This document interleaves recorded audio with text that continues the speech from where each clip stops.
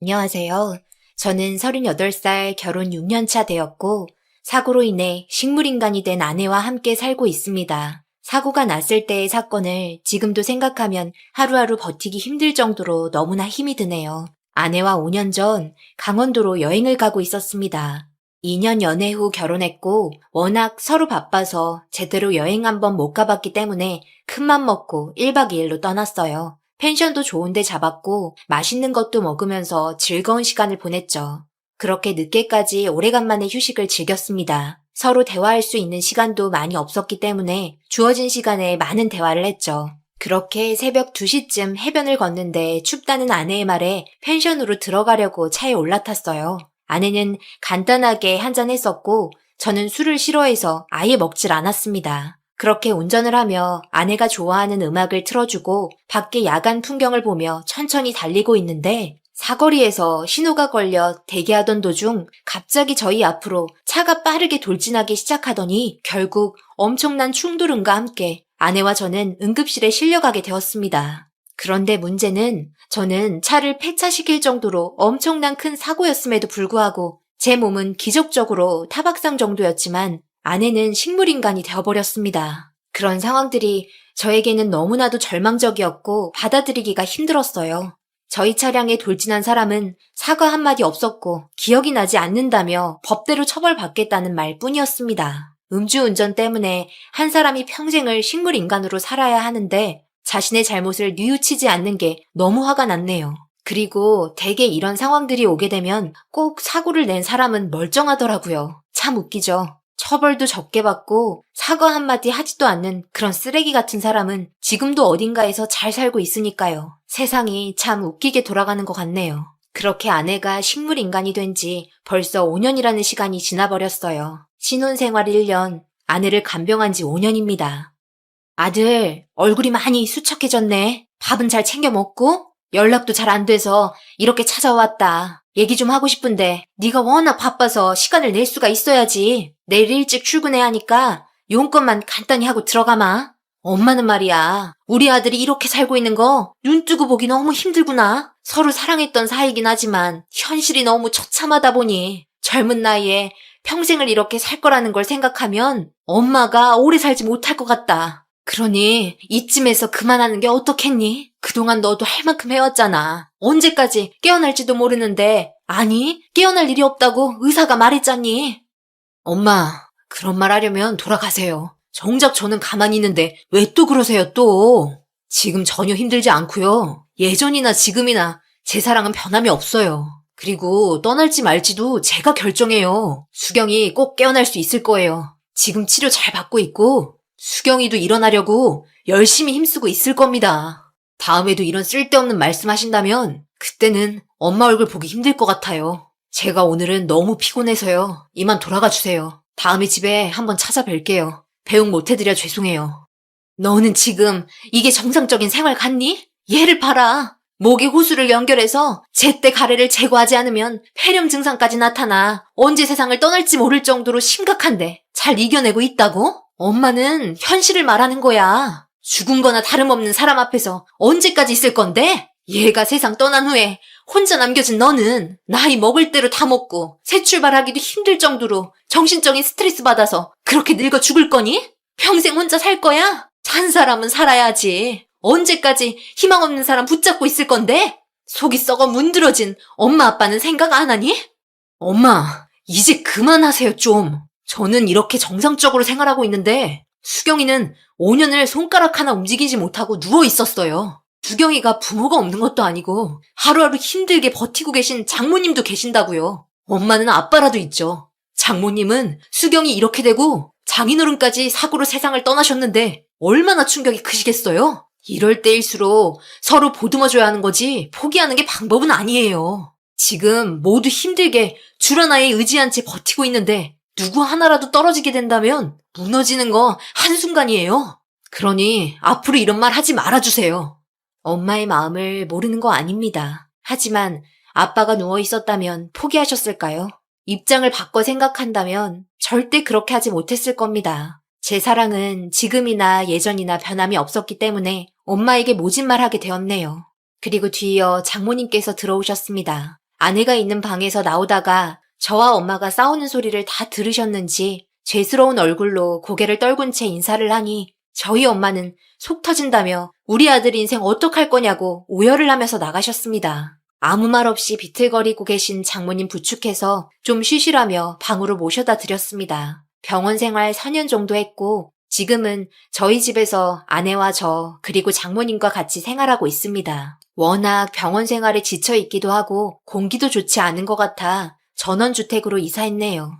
현재 간병인이 3명 붙어서 도와주고 계십니다. 금전적으로 꽤 많은 돈이 나가긴 하지만 아내의 몸이 조금이라도 좋아질 수 있다면 사소한 거라도 뭐든 다 해주고 싶었습니다. 그리고 병원보다 집에서 지내는 게 훨씬 편했어요. 그런데 최근 들어 장모님께서 저를 대하시는 게 많이 달라지기 시작했는데요. 워낙 무뚝뚝한 분이셔서 말수도 많이 없으신데 제가 집에 들어오기만 하면 제 옆에 있으면서 평소에 잘하지 않던 말들도 하면서 저를 따뜻하게 대해주셨습니다. 오늘도 고생했네. 손서방이 좋아하는 갈비찜 해놨으니 저녁밥 먹게 얼른 씻고 나오게. 그리고 간병인분들 일찍 퇴근시켰네. 라면 하나 끓여 먹으면 되는데 저녁을 차리셨어요. 그리고 간병인분들 일찍 퇴근시키면 장모님께서 힘드실 텐데 왜 그러셨어요? 괜찮네. 간병인분들도 많이 지쳐 보이고 이런 날도 있어야 다음날 우리 수경이 돌봐주는데 사소한 거라도 신경 써주지 않겠나? 그렇게 장모님께서는 주방에 가셔서 저녁 준비를 하고 계셨고 저는 씻고 나와서 식탁에 앉았습니다. 평소 같으면 저와 같이 앉아서 저녁을 먹지 않는데 장모님 분위기가 좀 달랐습니다. 오늘 하루 어떤 일이 있었는지 이런저런 이야기를 하시면서 제 밥그릇에 반찬도 올려주면서 저를 보며 밝게 웃어주셨습니다. 원래 장모님의 성격과는 180도 다른 모습에 좀 당황하기도 했지만 이런 분위기도 나쁘지 않았어요. 집에 들어오면 항상 우울한 기분이었는데 장모님께서 밝게 맞아주셔서 조금이나마 기분이 풀어졌네요. 제가 먼저 장모님께 밝게 웃어주면서 친근하게 다가가야 했는데 그렇지 못해 정말 죄송했습니다. 떨리는 목소리로 저에게 조심스럽게 말을 꺼내셨습니다. 우리가 알고 지낸 지도 벌써 7년 넘었나? 수경이랑 연애할 때부터 봤으니까 그 정도 되는 것 같은데 그동안 참 많은 일들이 있었지? 자네도 잘 알겠지만 내가 워낙 말수도 적고 감정 표현을 잘 안 하는 성격이라 지금 이런 내 모습에 많이 당황했다는 거 아네. 그런데 오늘 아니면 내 마음을 표현할 날이 없을 것 같아 이렇게 늦은 새벽에 참고 참았던 속마음을 꺼내려고 하네. 우리 수경이 아직도 많이 사랑하고 있나? 하지만 그 사랑 오래가지 못할 걸세. 지금 현재는 자네가 아직 젊고 돈을 벌 수 있는 능력이 있어서 그런 거지. 시간이 지나고 자네 몸도 점점 약해지면 그때는 우리 수경이 감당하기가 너무 힘이 들 거야. 그때는 아마 별의별 생각이 다 들겠지. 그래서 하는 말인데 우리 여기까지 하세. 그동안 정말 고마웠네. 나도 자네에게 의지하면서 어떻게든 우리 딸 원래대로 돌아오게끔 해줬으면 좋겠지만 그건 나의 이기적인 생각일 뿐이지. 자네의 미래를 망치는 일인 것 같아 더 이상 말리고 싶지 않네. 자네도 한 번뿐인 인생인데 이렇게 살아가면 내 마음도 편치가 않아. 하루하루 가시방석에 앉아있는 느낌이라네. 그러니 이제 지금 짊어지고 있는 짐들 모두 나에게 던져주고 이제 새로운 삶 살길 바라네. 내일 수경이와 이 집에서 나갈 테니 그런 줄 알게. 이제 우리의 인연 여기서 끝내기로 하고 더 이상 만나지 않았으면 하네. 내가 손서방 엄마였어도 똑같이 행동했을 걸세. 내 아들이 아무것도 할 수 없는 식물인간 여자한테 자기 인생을 평생 동안 바치면서 산다는 걸 생각하니 가슴이 무너지고 찢어진다네. 그런 삶을 살라고 배 아파 낳은 것도 아니고 좋은데 취직시키려고 뼈 빠지게 뒷바라지 시킨 것도 아닌데 이런 삶을 살고 있는 거 보면 얼마나 힘들겠나. 자네가 우리 수경이 사랑하는 마음 너무나 잘 알고 있고 여기까지 했으면 충분하니까 이제 새로운 삶 살길 바라네. 그동안 고마웠고 평생 잊지 못할 걸세. 자네가 무슨 말을 할지 알기 때문에 의견 듣지 않을 테니 먼저 일어나 보겠네. 그럼 푹 쉬게. 장모님께서 일방적인 말에 할 말을 잃었고 거실에서 울려 퍼지고 있는 흐느끼는 소리에 가슴이 아팠습니다. 엄마가 오셔서 했던 이야기들 모두 듣고 계셨으니 그 마음 얼마나 힘드셨을까요? 같은 부모의 입장에서 생각해보면 저희 엄마 마음 충분히 이해하셨겠죠. 이런 상황이 오다 보니 잠도 오지 않아 한참을 침대에 앉아있다가 동이 트고 아내 얼굴이 보고 싶어 아내가 누워있는 방으로 들어가려 하는데 장모님께서 아내에게 하는 말을 듣곤 저는 오열하고 말았습니다.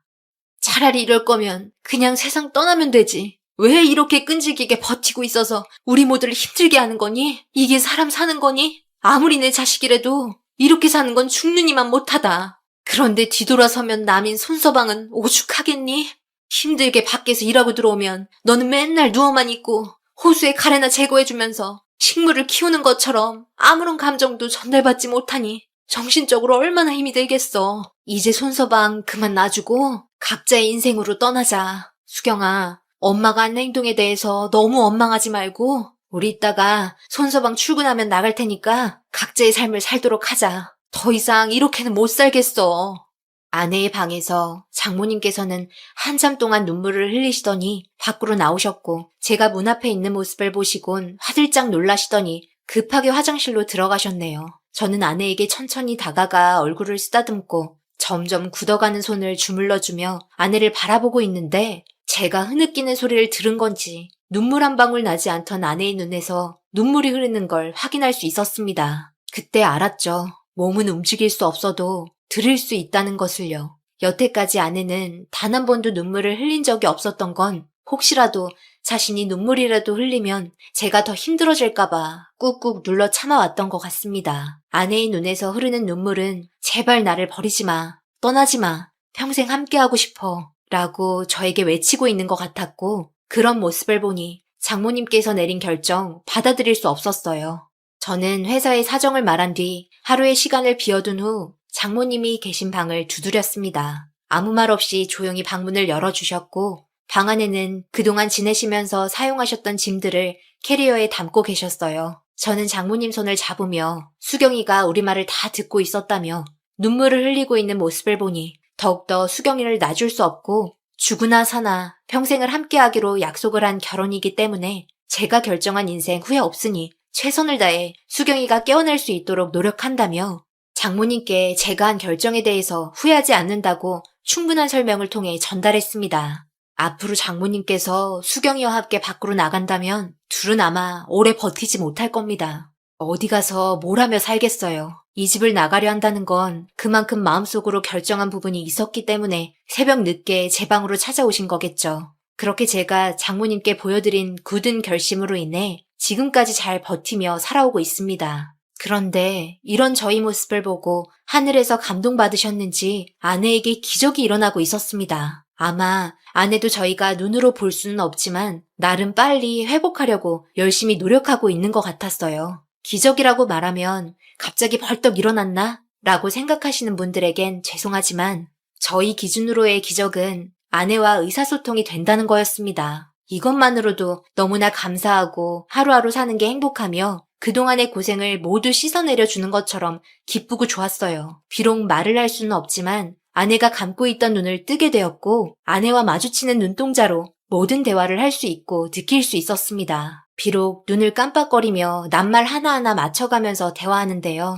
퇴근한 저에게 제일 처음으로 하는 말은 사랑해입니다. 이렇게 아내가 살아있다는 것에 너무나 감사할 뿐이네요. 그리고 손가락과 발가락이 조금씩 움직이기 시작했습니다. 그런 발전되는 모습에 간병인 분들도 더욱더 열심히 손과 발을 마사지해 주셨고 장모님께서도 지금은 많이 밝아지셨어요. 포기하면 그 자리에서 멈추게 되고 그걸로 끝인 게 되지만 쓰러지고 또 쓰러져도 포기하지 않고 계속해서 일어나고 헤쳐나간다면 그 끝은 분명 밝은 미래가 저희를 기다리고 있을 겁니다. 비록 사람마다 사는 환경이 모두 제각각이지만 저희가 살고 있는 지금의 삶이 저는 너무나 행복하네요. 제 사연을 듣게 되신 많은 분들께서 수경이에게 힘이 될 수 있는 격려의 말 한마디 해주신다면 분명 더욱더 힘을 내서 언젠가 여러분들께서 남겨주신 격려의 글 덕분에 일어났다며 컴퓨터 앞에 앉아 고마움의 표시로 사연을 적어 내려가지 않을까 생각합니다. 각자의 인생에 힘든 부분 분명히 있으실 테고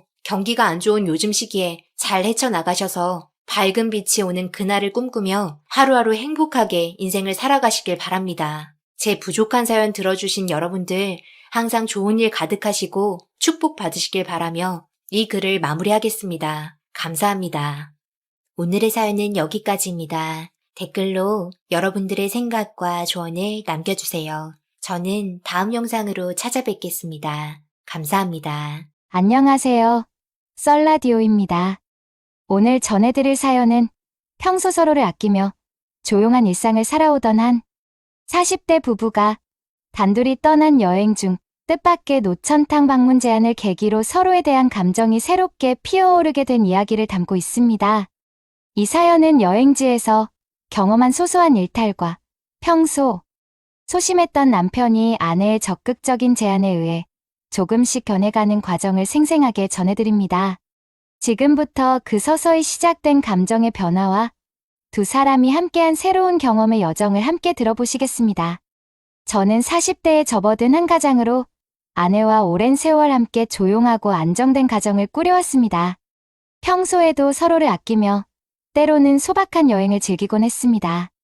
우리 부부는 늘 바쁜 일상 속에서도 서로에게 위안이 되어주며 그동안 쌓아온 신뢰와 사랑을 소중히 여겨왔습니다. 얼마 전 아내와 저는 단둘이 특별한 여행을 떠나기로 결정했습니다. 아이들 없이 오롯이 우리 둘만의 시간을 보내며 일상의 피로를 씻어내고 서로의 이야기를 나눌 수 있는 기회를 갖고 싶었기 때문입니다. 여행지는 자연이 아름답고 온천과 노천탕으로 유명한 리조트였습니다. 도심을 벗어나 조용한 산속의 공기와 맑은 물소리가 어우러진 그곳은 평소 우리 부부가 찾던 힐링의 장소였습니다. 리조트에 도착한 첫날, 우리는 여유롭게 리조트 내 여러 온천 시설을 둘러보며 서로의 일상에 대한 이야기를 나누었습니다. 평소 차분하고 소심한 성격의 저는 여행 중에도 큰 변화를 기대하지 않았습니다. 그러나 그곳에서의 경험은 제게 전혀 예상치 못한 변화를 예고하고 있었습니다. 여행 둘째 날, 저희는 리조트 내의 노천탕을 방문하기로 했습니다. 노천탕은 야외에 위치해 있어 밤하늘의 별과 산의 고요함을 느낄 수 있는 특별한 공간이었습니다. 따뜻한 온천수가 몸을 감싸주며 피로를 씻어내는 그곳에서 아내는 평소보다 한층 더 생기 있고 적극적인 모습을 보이기 시작했습니다. 평소 조용하고 내성적이던 아내가 오늘따라 유난히 활기차게 노천탕에 가서 별도 보고 산의 공기도 좀 마셔보자라고 제안했던 것입니다. 처음에는 놀람과 동시에 약간의 당황스러움도 느꼈습니다. 평소 제가 소심하게 생각하며 일상 속의 모든 선택에 신중을 기하던 터라 아내의 갑작스런 제안은 제게 다소 이질적으로 다가왔습니다. 그러나 아내의 눈빛은 확신에 차 있었고 그녀의 말투에는 이미 새로운 경험에 대한 설렘이 묻어 있었습니다. 한 번쯤은 이렇게 일상에서 벗어나 보는 것도 나쁘지 않잖아라는 그녀의 제안에 저는 처음엔 머뭇거렸습니다. 그래도 아내의 열정과 밝은 미소에 조금씩 마음이 흔들리기 시작했고 결국 우리는 노천탕으로 향하기로 결정했습니다. 노천탕에 도착한 후 저는 자연 속의 온기와 시원한 바람 그리고 별빛 아래 펼쳐진 풍경에 감탄했습니다. 그곳은 평소 경험하지 못했던 특별한 분위기였고 아내와 함께하는 이 시간이 마치 새로운 세상으로 초대받은 듯한 느낌을 주었습니다. 아내는 평소보다 더욱 활기차고 자신감 있는 모습을 보이며 저에게 여러 가지 즐거운 제안을 건네기 시작했습니다. 저기 별이 참 예쁘지 않아? 우리 같이 좀 더 가까이에서 이 풍경을 느껴보자라는 말과 함께 아내는 제 손을 꼭 잡아 끌었습니다. 여행의 설렘과 함께 평소 느끼지 못했던 감정들이 서서히 내 마음속에 파고들기 시작했습니다. 그 순간 저는 단순히 여행의 즐거움만을 기대했던 제 자신이 아내의 적극적인 제안과 행동을 통해 새로운 감정의 경험을 하게 될 것임을 예감하지 못했습니다. 여행 첫날 밤, 객실에서 함께 저녁 식사를 마치고 난 후 아내는 평소보다 더 밝은 미소와 함께 조용히 말했습니다. 오늘 노천탕, 정말 색다른 경험이었어. 이런 기분, 오랫동안 느껴보지 못했어. 그 말 한마디에 저는 평소 쌓아온 안정된 삶 속에서 잠시 잊고 지냈던 감정들이 다시 깨어나는 것을 느꼈습니다. 물론 저는 여전히 평소의 도덕적 가치와 책임감을 잊지 않으려 애썼지만 아내의 적극적인 태도와 그날의 분위기는 제게 깊은 인상을 남겼습니다. 이렇게 평범했던 부부의 여행은 아내의 예상치 못한 노천탕, 방문 제안을 통해 새로운 경험과 감정의 문을 열어가는 계기가 되었습니다. 저는 아직 이 모든 상황을 온전히 이해하지 못한 채 그저 아내와 함께하는 여행의 특별함에 빠져들고 있을 뿐이었습니다. 앞으로 이 노천탕에서의 경험이 우리 부부에게 어떤 변화를 가져다 줄지, 그리고 그 감정의 씨앗이 어떻게 자라나게 될지 저 역시 조심스럽게 지켜보게 될 것입니다. 여행의 둘째 날, 저와 아내는 리조트 내에서 제공하는 다양한 온천 시설을 둘러본 후 한참 동안 휴식을 취하던 중 평소와는 다른 분위기의 제안을 받게 되었습니다. 평소에는 익숙했던 단둘이의 여행이었지만 아내가 남녀 공용 노천탕을 특별 제안한 것이었습니다. 처음 그 제안을 들었을 때 저는 당황스러움과 함께 어찌할 바를 몰라 머뭇거렸습니다. 평소 저는 가족과 안정된 일상을 소중히 여기며 단둘이 떠난 여행에서도 서로의 프라이버시를 존중해왔기에 공용 공간에서 다른 이들과 함께 몸을 담그는다는 생각은 저에게 낯설고 불편하게 다가왔습니다. 그러나 아내는 이미 한참 전부터 이런 새로운 경험을 해보고 싶어 한다는 듯 조용하면서도 단호하게 말했습니다. 여보, 평소 우리 둘만의 여행이 너무 뻔하게만 느껴지잖아. 이번 기회에 남녀 공용 노천탕도 한번 체험해보자. 새로운 경험이 우리에게 색다른 추억을 안겨줄 거야. 그 말투에는 단순한 호기심을 넘어 뭔가 확신에 찬 자신감과 모험심이 묻어나 있었습니다. 아내의 눈빛은 마치 이미 그곳에서의 특별한 경험을 상상하고 있는 듯 반짝였고, 저는 잠시 동안 그 제안의 의미를 곱씹어 보았습니다. 리조트의 안내문에는 남녀 공용 노천탕의 특징과 이용 규칙이 자세하게 안내되어 있었습니다. 이곳은 자연 속에 위치하여 맑은 공기와 별빛을 즐길 수 있는 공간으로 사생활 보호를 위한 구분 없이 모든 고객이 함께 이용할 수 있다고 되어 있었습니다. 물론 이용객들은 기본적인 예의와 규정을 지키며 사용해야 한다고 했지만 그 문구들은 저에게 큰 두려움 없이 새로운 도전을 하게 만들 만큼 일반적이었습니다. 저는 평소 내성적이고 소심한 성격이었기에 처음에는 아내의 제안을 머리로는 거부하고 싶었지만 아내의 설득력 있는 말과 눈빛에 점점 마음이 열리기 시작했습니다.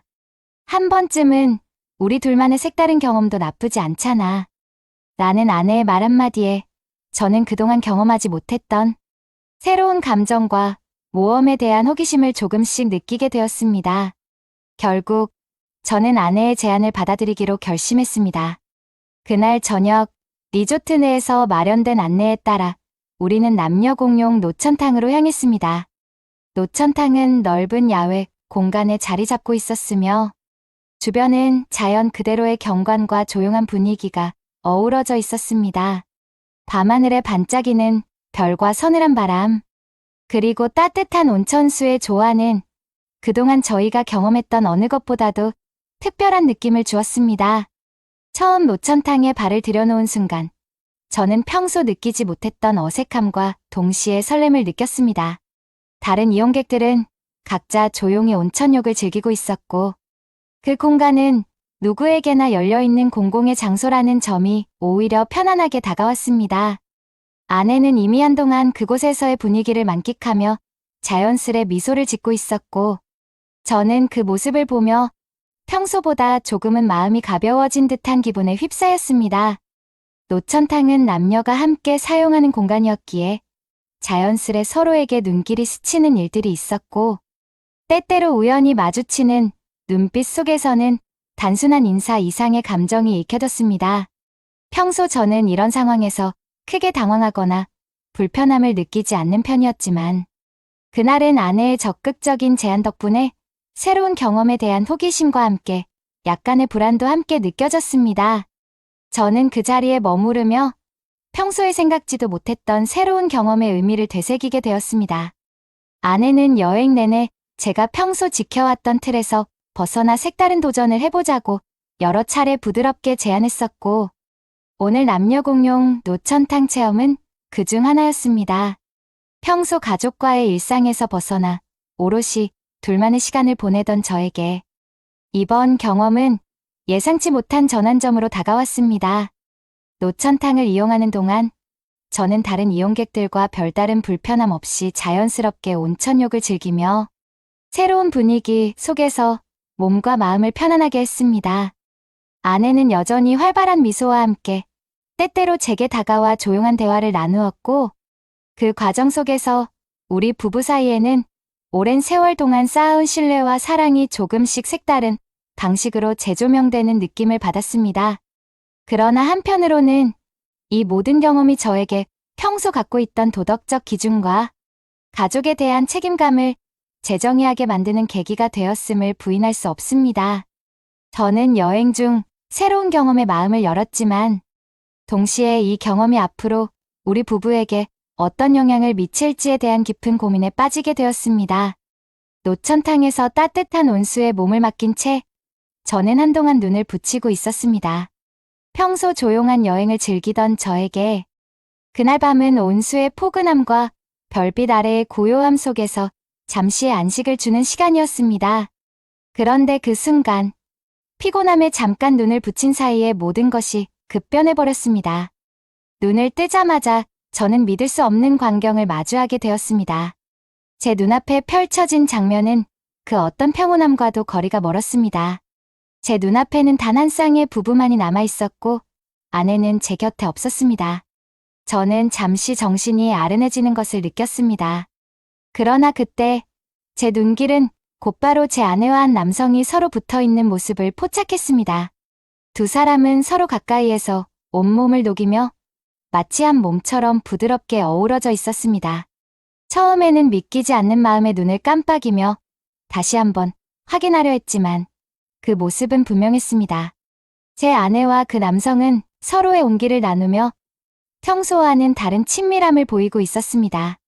순간 저는 심장이 철렁하는 것을 느꼈고, 동시에 혼란스러운 감정들이 제 마음속을 휘감았습니다. 평소 가족과의 단단한 유대, 그리고 오랜 세월 쌓아온 도덕적 기준이 한순간에 흔들리는 느낌이었지만, 그 상황을 직접 목격한 저는 말문이 막혀버렸습니다. 그때 멀리서 다가오는 발소리가 들려왔습니다. 그 발걸음은 차갑고 단호한 느낌을 주었고, 곧이어 한 여성이 제 앞에 나타났습니다. 그 여성은 바로 그 남성 부부 중 한 쌍의 아내였습니다. 분노와 복수심이 가득한 눈빛으로 제게 다가왔습니다. 그녀는 말없이 제 눈을 똑바로 바라보더니 차갑게 속삭였습니다. 저는 너무 화나요. 당신 아내 어쩔 건가요? 그녀의 목소리에는 분명히 복수심이 묻어나왔고, 제게 향한 그 날카로운 눈빛은 단순한 경고 이상의 의미를 전달했습니다. 순간, 노천탕의 분위기는 한층 더 고조되었고, 저는 말없이 그 자리에 서서 모든 것을 바라볼 수밖에 없었습니다. 제 아내와 그 남성은 여전히 서로에게 몰두해 있었고, 그들 사이의 친밀한 움직임은 평소 볼 수 없었던 정도로 자연스러웠습니다. 그 남성의 아내, 즉 그분의 여성이 제 곁에 다가와서는 제게 분명한 요구를 하는 듯한 표정으로 주위를 살피기 시작했습니다. 그녀는 단호하게 다가와 말했습니다. 저를 만져주세요. 그 말 한마디는 제게 충격과 혼란을 동시에 안겨주었습니다. 평소 저는 도덕과 가족을 최우선으로 여기며 살아왔기에 이런 상황이 펼쳐질 줄은 상상도 못했습니다. 그러나 그날 밤, 노천탕의 따스한 온수 속에서 벌어진 일련의 사건들은 저를 돌이킬 수 없는 갈림길로 이끌고 있었습니다. 그녀의 요구는 단순히 저를 혼란스럽게 만드는데 그치지 않았습니다. 곧이어 제 아내와 그 남성은 서로의 존재에 만족하며 가벼운 스킨십을 시작했고, 그 모습은 그동안 쌓아온 평온함과는 전혀 다른 긴장된 분위기를 자아냈습니다. 제가 무언가 말하려는 찰나, 그 남성의 아내가 다시 한번 제 앞에 나타나 목소리를 높였습니다. 저는 괜찮아요. 대신 제 남편에게 복수하고 싶어요.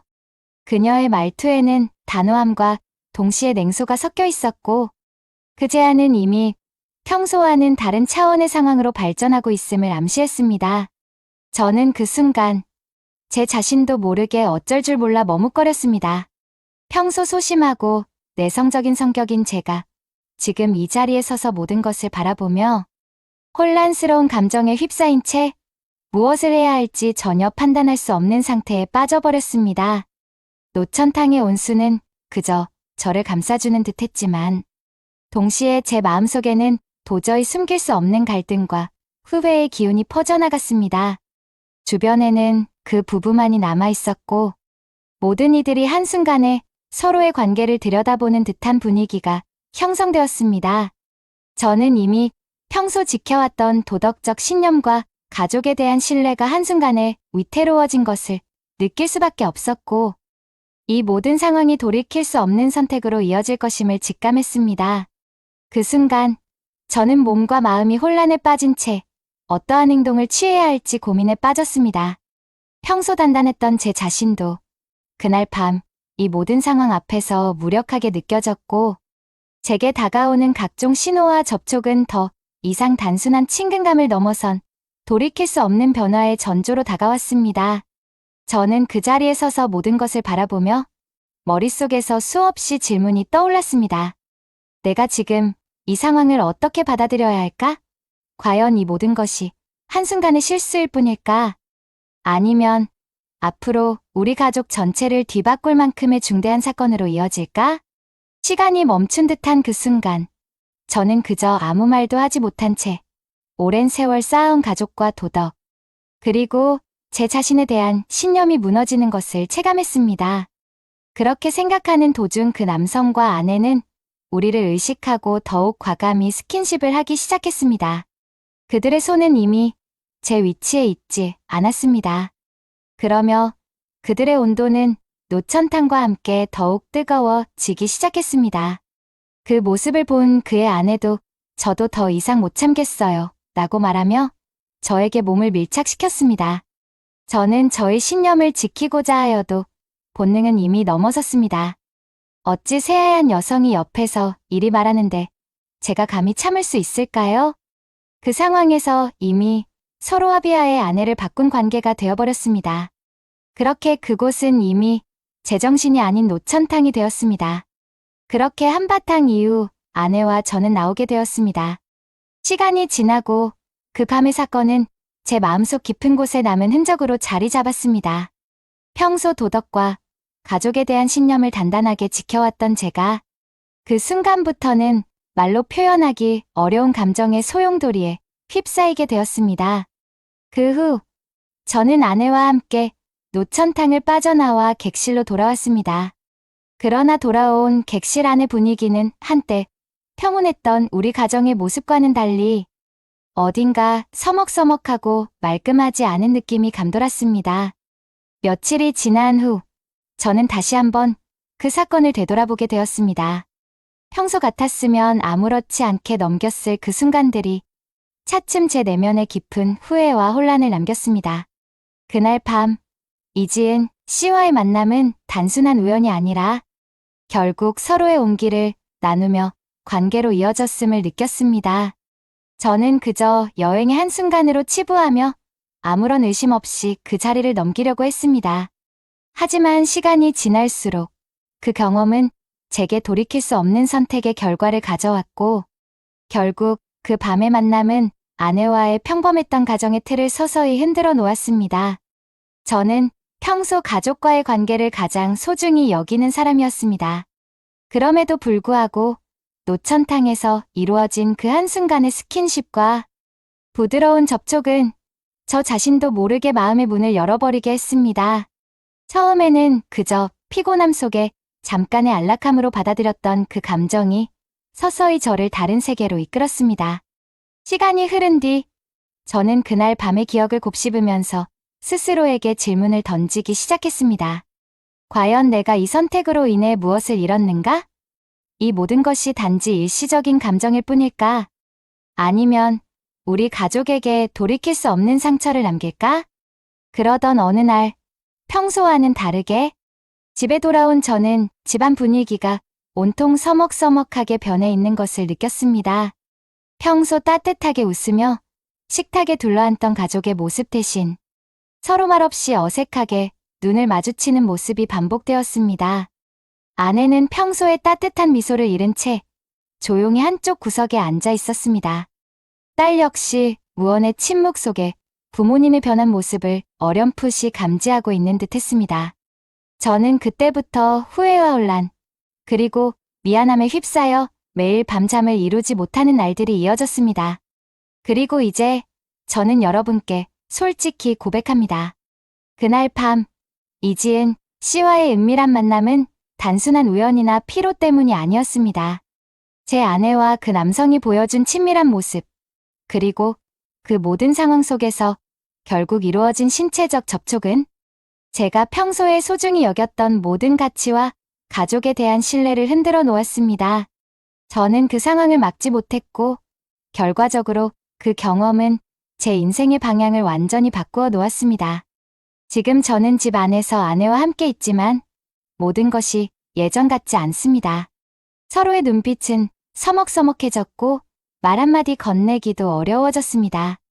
한때 서로를 깊이 신뢰하며 사랑했던 우리가 그날 밤 이후로는 마치 서로 다른 사람처럼 느껴집니다.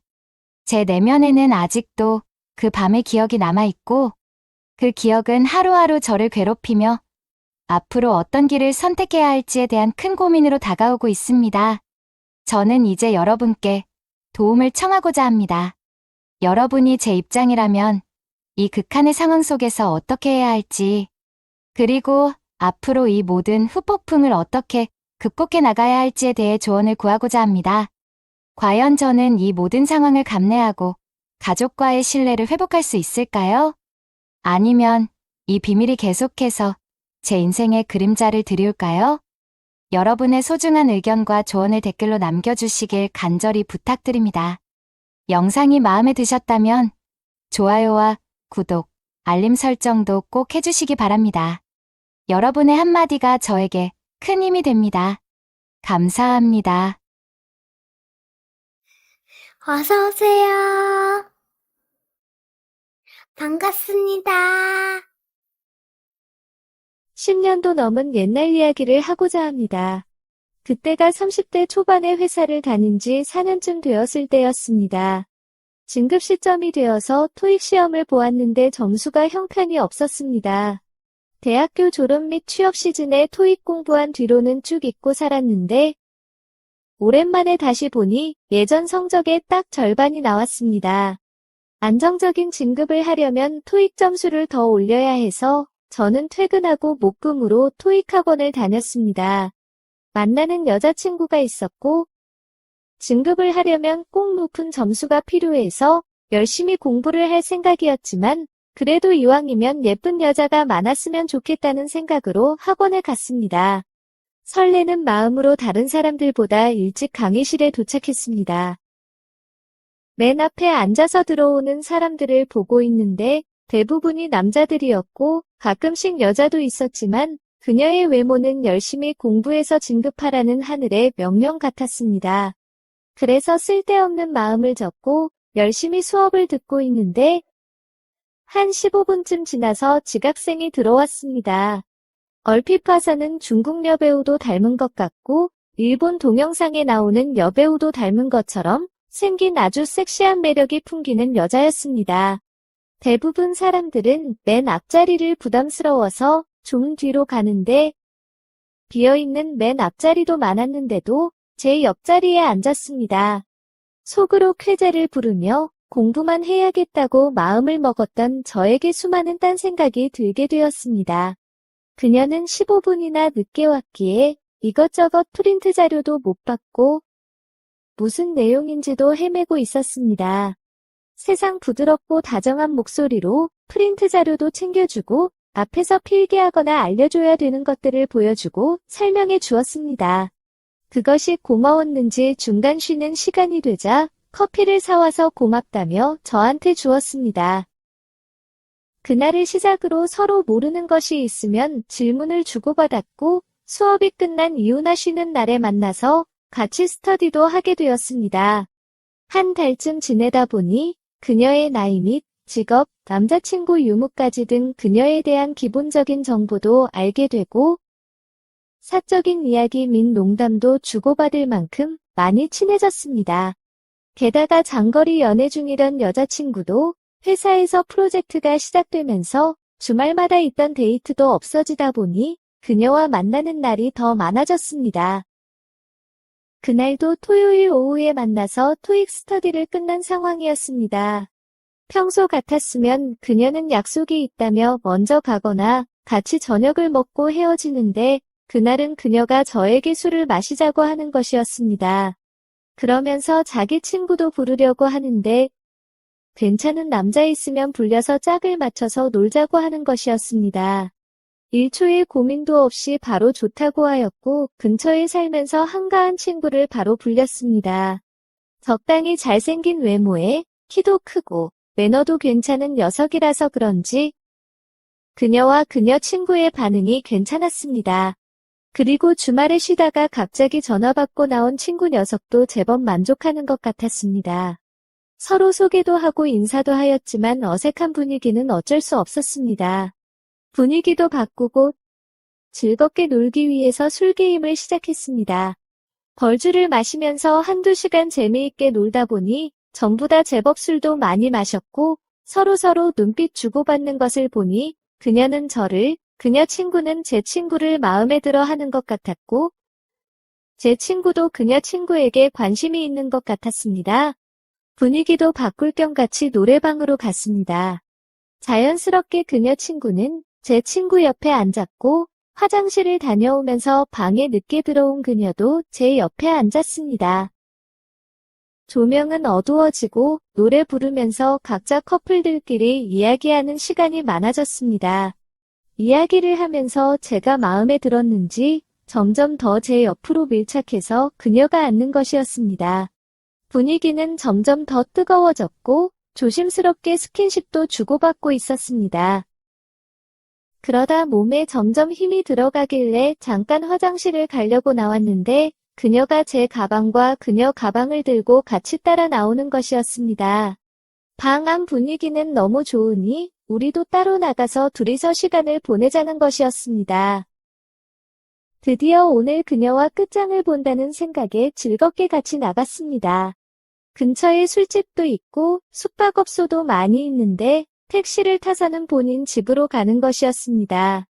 혹시 집 근처에서 논다고 하더라도 끝까지는 못 갈 것 같다는 생각이 들면서 노래방에서 살짝이나마 뜨거웠던 것은 분위기가 취해서 벌어진 잠깐의 불장난이라는 생각에 아쉬웠습니다. 그런데 택시에 내리자마자 근처에서 놀자는 말도 안 하고 집으로 걸어가는데 그녀와는 인연이 없는 것 같아서 잘 들어가라고 인사를 하였습니다. 그랬더니 저는 같이 안 들어갈 거냐고 묻는 것이었습니다. 집에 어른들도 계실 텐데 어떻게 들어가냐고 물었더니 혼자 사는 집이라면서 자기 집에 가서 같이 놀자고 하는 것이었습니다. 순간 제 얼굴이 환하게 변했는지 어떤지 얼굴이 어두운 게 속이 안 좋아서 그런 줄 알았더니 그게 아니었다면서 은큼하다고 하였습니다. 그렇게 올라간 그녀의 집에서 누가 먼저라고 할 것도 없이 서로 부둥켜 안고 현관문 앞에서부터 침실까지 진하게 사랑을 나누며 갔습니다. 침대에 눕자 어디선가 박스를 꺼내오더니 하고 싶은 거 있으면 마음대로 하라며 보여주는데 정말 일본의 어른 영상에서 보던 용품들이 있었습니다. 한 번도 안 써봤다고 하자 전부 다 침대에 꺼내놓고서는 저한테도 해주면서 자기한테 해달라고 하였습니다. 밤새 용품들과 함께 그녀의 전부를 알아가는 시간을 가졌습니다. 다음날 해가 중천이 돼서야 일어났고 그녀는 벌써 일어났는지 거실에서 TV를 보고 있었습니다. 제가 일어나면 같이 밥 시켜 먹으려고 기다렸는데 너무 늦게 일어나서 배고팠다면서 얼른 맛있게 시켜 먹자고 하였습니다. 그렇게 둘이서 허겁지겁 해장 겸 폭풍 식사를 끝내니 어젯밤 오랫동안 서로를 알아갔는데도 또 눈이 맞아서 서로를 알아가는 시간을 가졌습니다. 그날 이후로 저희는 서로 궁합이 잘 맞는다면서 자주 만나는 사이로 지내다가 2년쯤 지나서 그녀가 아는 오빠랑 결혼한다고 하면서 끝나게 되었습니다. 정말 너무 잘 맞아서 저와 결혼하자고 하는 것은 어떠냐고 물었더니 아는 오빠가 직업이 의사라고 말을 하는데 더 이상 제가 할 말이 없었습니다. 그녀는 결혼하기 전날까지도 제 침대에서 놀다가 갔지만 결혼식 이후에는 차단을 하였는지 제 연락을 받지도 주지도 않았습니다. 몇 년이 지나서 우연히 그녀를 백화점에서 보았는데 저를 모르는 척 지나갔고 그때 본 것이 마지막입니다. 제법 많은 시간이 지났음에도 가끔 그녀가 생각이 나고 다른 여자를 만나도 그녀의 여운이 계속 남아서 아직까지도 결혼도 못하고 노총각으로 지내는 것 같습니다. 그녀도 가끔은 제 생각을 하겠죠? 오늘의 사연은 여기까지입니다. 구독과 좋아요, 알림 설정 부탁드립니다. 긴 글을 읽어주셔서 감사합니다. 구독과 좋아요 꾹꾹 눌러주세요. 꾹꾹. 알림 설정도 꾹꾹 눌러주세요. 오늘의 사연 시작하겠습니다. 안녕하세요. 저는 회사원이고 올해로는 32살이 되는 여자입니다. 결혼한 지 올해로 3년이 넘어갑니다. 남편하고 둘 사이에 아직 아이는 없어요. 가끔씩 사연을 듣는데 거의 다 남자분들이 사연을 보내주시더라고요. 저도 보내도 되는 게 맞는가 싶어서 제 이야기를 썼다가 지웠다가 몇 번을 고민했네요. 그리고 용기 내서 이렇게 저희 이야기도 한번 나눔을 해보려고 합니다. 분명히 결혼 첫 해에는 다리가 후달거릴 정도로 쉴 틈이 없었는데 그게 1년차가 지나고 2년차가 지나니 남편이 어느 날은 피곤하다. 어느 날은 자기가 기침이 조금 심하고 목이 간지러운 것 같은데 검사를 한번 받아봐야겠다 등등 갖은 이유를 대면서 저를 점점 피하더라고요. 그렇게 병원에서 알려준 잘 생길 것 같은 날이 아닌 이상에는 정말 저녁 먹고 와서는 씻고 나와서 애초에 등을 돌리고 제 반대쪽을 향해서 자고 있는 게 일상이었습니다. 제게서 돌려버린 등이 얼마나 야속하던지. 지난 4월에 거리두기 영업시간 제한도 풀리고 인원 제한도 풀리고 그래서 모처럼 회사에서 회식을 했네요. 제가 다니는 회사가 규모가 그렇게 큰 회사는 아닙니다. 전 직원 회식이래봐야 10명 남짓한 인원이라서 그렇게 거창한 회식은 아니었습니다. 그런데 이게 인원 제한 풀렸다고 급작스럽게 시작한 회식이라 메뉴를 뭘 먹을지 정하지를 않았어요. 그래서 회사 주변 번화가를 뱅글뱅글 돌다가 결국 근처에 있는 장어집으로 정해 회식을 하게 되었습니다. 한 마리당 가격이 어마무시했는데 다들 자기 돈 나가는 거 아니라고 양이 꽤 많았는데도 인원수대로 시키다 못해 추가를 해서 먹더라고요. 술도 많이 마시고 배가 터지도록 먹었는데 다들 오랜만에 술 마시러 나와서 그런가 입가심을 하자고 2차들을 가자고 그러더라고요. 1차 때 장어집에서 엄청나게들 마셔서 술들이 조금 된 상태에다가 배도 많이 불렀을 텐데 더 들어가는 게 정말 신기하더라고요. 저는 그래서 2차 가서는 그냥 생맥주를 하나 시켜서 조금씩 나눠 마시고 있었습니다. 그런데 다들 저보고 술이 엄청 세다고 놀라더라고요. 그도 그런 게 제가 입사하고 나서 얼마 지나지 않아서 거리두기가 시작돼서 제가 참석한 회식 자리는 한 번도 없었거든요. 그래서 다른 직원들이 저희 주량이 얼마나 되는지 모르는 상태였고요. 제가 다른 건 몰라도 주량 하나만큼은 자신이 있었거든요. 덕분에 직원들이 저 때문에 술을 많이 마신 것 같다고 하더라고요. 회사 전체의 여직원이라고는 저 한 명뿐인데 다들 여자인 저보다 술을 못 마셔서 어디다 써먹나 싶었어요. 아무튼 이 회사에서 저만 신입 직원이고 다른 사람들은 전부 자기들끼리 오래되었다 보니 저는 안중에도 없는지 아니면 술이 좀 돼가지고 그러는지는 모르겠지만 서로들 대화를 나누는데 필터링은 전혀 없고 거침없이 제가 듣고 있던 말던 자기들 할 이야기만 하더라고요. 장어를 먹으면 뭐하냐고 쓸데도 없다고 하고 다른 나이가 좀 있는 직원은 장어가 조금 모자란 것 같다. 아래에 아무 기운이 안 느껴진다면서 꼴이 좀 욕심을 내서 먹을 걸 싶었다며 아쉬워하고 있었고요. 그러니 뭐 쓸데도 없는데 거기에 기운을 차려서 뭐하냐고 다들 농담을 그렇게 주고받더라고요. 제가 듣고 있는 걸 의식을 안 한다고 생각했는데 다른 남직원들 전부 다 그런 농담을 한마디씩 꺼내고는 희죽거리면서 슬쩍슬쩍 제 눈치를 보는 게 제 반응이 어떤가 보려고 일부러 그런 농담을 하는 것처럼 보였습니다. 아무튼 저도 그런 농담 한다고 내숭 떨면서 싫어하는 성격도 아니고 제가 거기서 어려워하거나 민망해하면 이 사람들은 충분히 그런 식의 농담을 더더욱 많이 하겠다는 생각이 들어서 저도 한마디도 지지 않고 받아줬습니다. 어쨌든 저도 나이가 32이라 알건 다 알고 결혼까지 했으니까요. 그래서 쓸모가 없기는 왜 없냐고 쓸모없는 건 우리 남편이 쓸모가 없다고 한마디 보탰어요. 저를 난처하게 만들려고 던진 농담에 제가 저렇게 나오니 다른 직원들 모두가 저를 마치 얘가 무슨 소리를 하는 거지? 싶은 표정으로 쳐다보더라고요. 그러면서 제 이야기가 궁금했는지 술을 더 시키더니 제가 마시고 있던 맥주잔에 소주를 들이부으면서 저보고 소맥으로 마시라고 하더라고요. 그리고 다들 아까와는 다르게 눈이 말똥말똥해서는 제가 좀 더 이야기해주길 바라는 것 같았어요. 조금 당황스럽긴 했죠. 제가 괜히 얕잡아 보이지 않으려고 받아친 농담인데 남의 집안 일이 뭐가 그리 궁금한지 남직원들이 무슨 일이냐면서 저보고 이야기를 해보랍니다. 솔직히 이 사람들이 제 이야기를 들어주려는 생각이 있나 싶은 것보다 혹시나 제가 남편에게서 느끼는 부족함을 자기들이 채워줄 수는 있지 않을까? 호시탐탐 기회를 노리려는 것처럼 보였어요. 그래서 저는 이제 올해로 결혼 3년 차에 접어드는데 남편이 해가 바뀔수록 힘이 빠지는 게 느껴진다. 뭐 이런 이야기를 하게 되었네요. 저도 술이 조금 올랐는지 그동안 쌓인 게 많았는지 남직원들 사이에서 제가 먼저 꺼내기는 조금 나쁘끄러운 이야기이긴 했는데 한 가지씩 꺼내기 시작하니까 자연스럽게 끝도 없이 그동안 쌓여있던 게 한 번에 쏟아져 나오더군요. 그런데 그 직원들이 전부 다 남편한테 공감하는 거 아니겠어요? 그러면서 인생이 원래 그런 거라고 하면서 연인이 부부가 되고 부부는 다시 가족이 되는 거라고 하면서요. 원래 가족끼리는 그러는 거 아니라면서 말이죠. 남편이 피곤한 것도 이해해줘야 한다는 거예요. 그런데 좀 어이가 없더라고요. 저도 회사 다니는 맞벌이 부부인데 저는 안 피곤하고 남편만 피곤한 건 조금 불공평하다고 따졌더니 자세하게 설명해 주지는 않지만 남자는 다르다고 하는 겁니다. 그래서 저도 듣다 화가 나니 당신들도 우리 남편하고 똑같이 그러느냐 따졌습니다. 그런데 보니까 전부 다 고개를 끄덕이는 게 그 자리에 있는 모든 사람들이 다 리스더군요. 그러니까 비교적 신혼인 제 이야기가 처음에는 흥미로웠는데 한 달에 한 번도 힘겨워하는 남편에 대한 불만 이야기에 다들 남편에게 공감하는 듯한 분위기로 흘러갔어요. 그러면서 제가 잘못한 거 마냥 남편 좀 이해해 주라고. 아무튼 그렇게 이야기가 끝나고 슬슬 집에 갈까 했는데 직원들도 다 집에 가기 싫었나 봐요. 모처럼 오랜만에 영업시간 제한도 풀렸고 인원 제한도 눈치 볼 게 없으니 노래방을 가잡니다.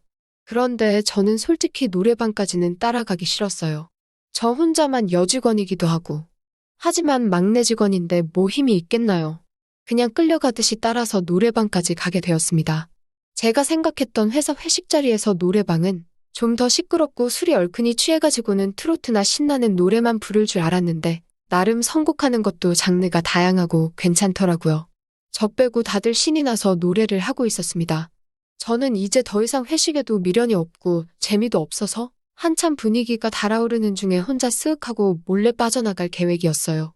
갑자기 시끄러운 노래가 나오더니 직원들이 하나둘씩 일어나서 아주 정신줄을 놓고 놀기 시작하길래 때는 이때다 싶어서 그때 자리를 몰래 빠져나왔습니다. 그리고 택시를 잡으려고 핸드폰을 만지작거리고 있는데 뒤에서 누가 제 등 뒤를 쿡 찌르더군요. 과장님이 제가 나가는 걸 눈치챘는지 따라 나왔더라고요. 회식 중간에 말도 없이 사라지는 건 예의가 아니다 보니 저도 속으로 헉했습니다.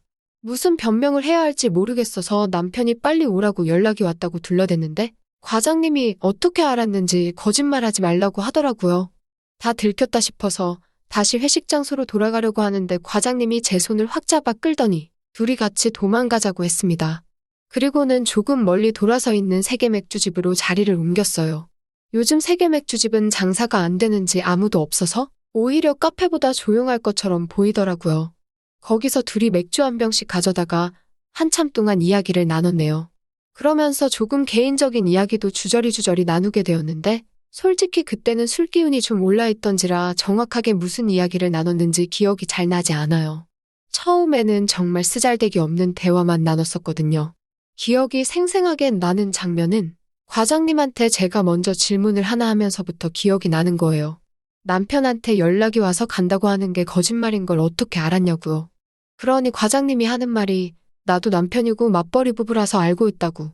남자들은 보통 아내가 회식에 가서 늦는데 연락이 없으면 그건 아내가 늦으면 늦는 대로 일찍 잠들었거나 아내가 회식 중인 틈을 타서 친구들하고 같이 한 잔 땡기고 있거나 둘 중에 하나밖에 없다고 합니다.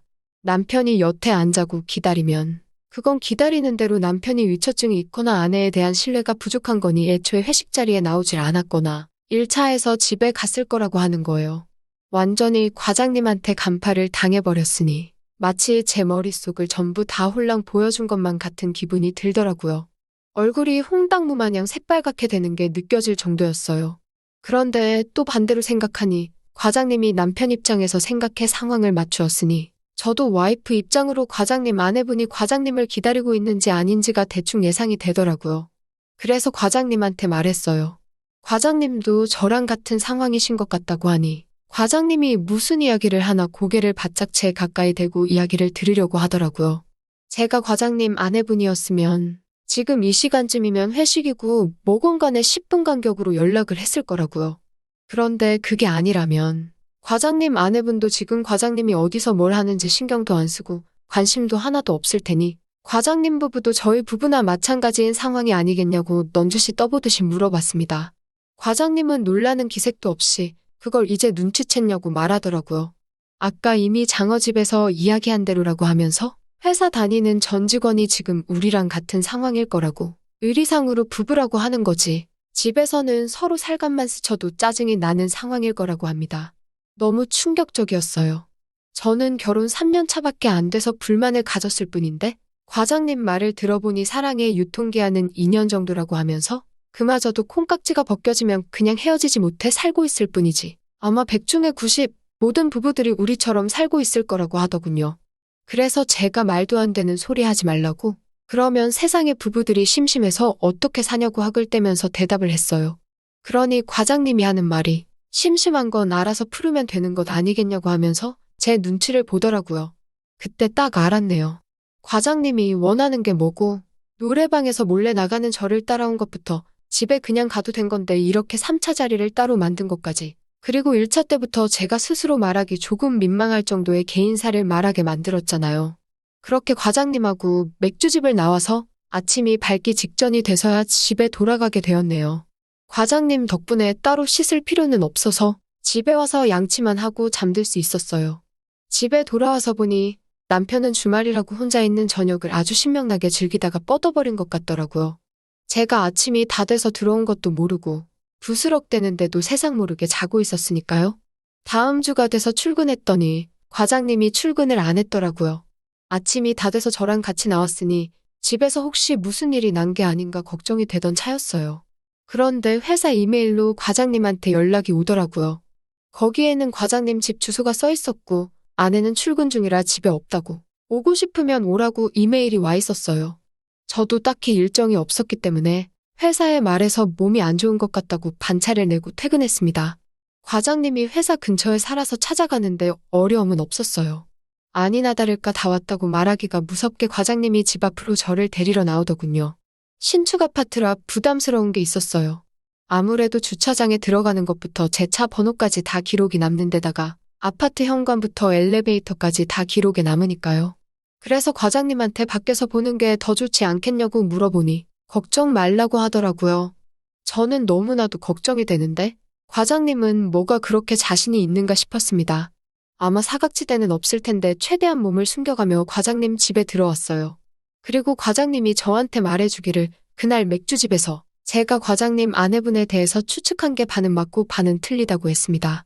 그게 무슨 소리냐고 물었더니 과장님 부부는 이미 그런 걸 초월했다고 하고 결혼 생활은 유지하되 자유로운 만남에 대해서 서로 터치하지 않기로 하는 것까지 합의를 했다고 하는 거예요. 말인즉슨 과장님 부부는 아이도 있고 사회적인 눈치도 있으니 서로 자유로운 만남을 추구하면서 가족의 형태를 유지하는 사이가 되었다고 합니다. 저도 처음 알았어요. 그렇게 사는 사람들이 있는지 말이죠. 솔직히 저로서는 이해가 잘 가지 않았어요. 그렇게 만나서 허울뿐인 부부 사이를 유지하는 게 뭐가 큰 이유가 있나 싶었거든요. 과장님은 아이의 올바른 정서 발달을 위해서가 가장 큰 이유라고 했고 어차피 두 사람이 서로 사랑해서 결혼했다는 사실은 바뀌지 않는다는 말이었어요. 하지만 과학적 사랑의 유통기한이 지내버린 두 사람인데 그걸 사회적 눈치 때문에 억지로 서로를 구속할 수는 없다는 결론에 다다랐다는 거죠. 그래서 서로 자유롭게 연애를 하며 연애 상대가 누구인지 일절 관심 갖지 않기로 했답니다. 단 아이에게 좋은 부모의 역할을 해주기와 자유로운 연애일 뿐이지 이혼은 하지 않는 걸 가장 우선적인 전제 조건으로 말이죠. 아직 이해가 가지는 않지만 그래도 매일 똑같기만 한 결혼 생활인데 어떻게 보면 활력소가 될 수도 있겠다는 생각이 들었어요. 과장님과는 자유로운 만남을 가지고 있기는 한데 남편에게 아직 말하지 못한 것도 활력소가 될 수도 있는 이 방법이 어떻게 보면 남편과 저 사이를 파탄으로 이끌어 갈 수 있겠다는 생각이 들었기 때문일까요? 저를 만나는 데 있어서 아무 걱정 없는 과장님을 보면 저도 언젠간 남편에게 말하는 게 마음의 짐이 한풀 덜어지지 않을까 하는 생각이 드네요. 하지만 역시 남편에게 말하지 못하는 건 남들이 볼 때 떳떳하지 못한 이 상황을 남편이 이해하지 못할 수도 있기 때문이 아니겠어요? 그래도 저는 나름 행복합니다. 부족함을 참아가며 매일같이 스트레스 받는 것보다 부족함을 채우고 나서 남편에게 화풀이 하지 않고 스트레스 받지 않으며 제 가정을 위해 충실할 수 있는 이 지금이 말이에요. 또 찾아주셔서 감사합니다. 매일 새롭고 흥미로운 사연으로 찾아뵙겠습니다. 구독과 좋아요 잊지 마시고 다음 사연으로 다시 찾아뵙겠습니다. 감사합니다.